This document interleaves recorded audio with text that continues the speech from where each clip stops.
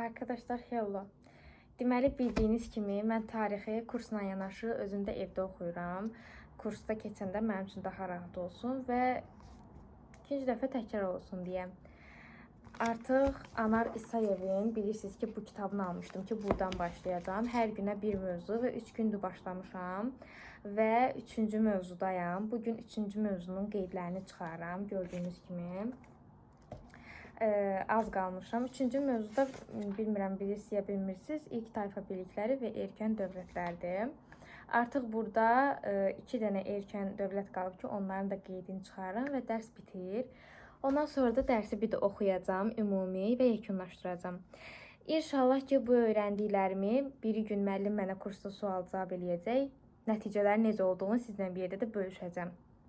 Və mən də sizə məsləhət görərdim ki, əgər sizin də tarixdən belə çətinliyiniz varsa, siz də mənim kimi keçən il keçmişsiniz, amma yadınızda heç nə qalmayıb, yenidən başlayırsınızsa bu il sıfırdan, özünüz də başlaya bilərsiniz. Çünki bilirsiniz ki, tarix əzbərçi bir fəndir və burada müəllimin köməyi ilə yanaşı sizin özünüzün əziyyəti daha çoxdur.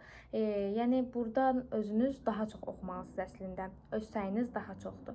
Çünki tarix sadəcə oxumaqdır və bunu siz sadəcə oxuya bilərsiniz. Müəllim sizə sadəcə testlərdə kömək edə bilər. Ona görə məsləhət görərdim ki, əgər tarixdən çətinliyiniz varsa, siz də belə qeydlər apararaq, çünki bəzi insanlar var ki, məsələn mənim kimi insanlar yazmaqla göz yaddaşından daha çox yadında qalır. Ona görə mən tarixi oxumaqla yanaşı bir də qeydlərini aparıram. Çünki qeydlərini aparanda daha rahat öyrəndiyimi hiss edirəm. Ona görə də sizə məsləhət görərdim ki, evdə özünüz də hər günə bir mövzu götürüb, məsələn, mənlə bugündən başlaya bilərsiniz. Mən hər dəfə sizinlə bir yerdə vloqları paylaşacağam. Siz də mənlə bir yerdə başlaya bilərsiniz. Hər günə bir mövzu götürürsünüz və qeydlərini çıxardırsınız. Mövzunu da 2-3 dəfə oxuyub dərk edirsiniz, ondan sonra qeydlərini çıxarıb və dərhal yenidən oxuyursunuz. Deməli, bayaq dərs arasında Instagramda bir dənə story atmışdım ki, sizdə vəziyyət necədir? Həmin storyya baxıram, üzərindən düz 4 saat keçib. Artıq 4 saatdır ki, mən fasiləsiz dərs edirəm. Artıq saat 00:22-dir. Mən dərsimi yeni bitirdim və dəhşət yorulmuşam. Başım qazan boyda olub. Əllərim də pis ağrıdır. Yazmaqdan artıq əllərim də ağrıdır. Hələ yemək də yeməmişəm. Yeməyi belə indi yeyəcəm. Nə deyəcəkdim sizə? Mənə Instagramdan da, TikTokdan da takib atmağı unutmayın. Çünki orada da elə adım, YouTube adımda Aytac yazsaz gələcək. Çünki orada da aktiv paylaşımlar edirəm. Gün ərzində harda olduğumu, anlıq storylər falan atıram.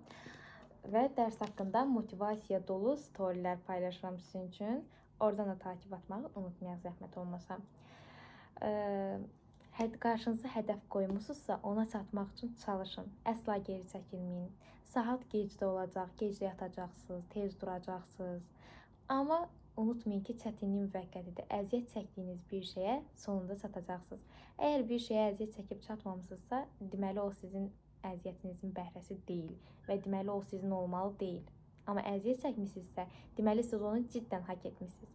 Nəysə, öpürəm sizi, özünüzə yaxşı baxın. Vlogumu da burada sonlandırdım. Mən də gedim yemək yeyim və yatım. Sabah durum yenidən dərs edeyim.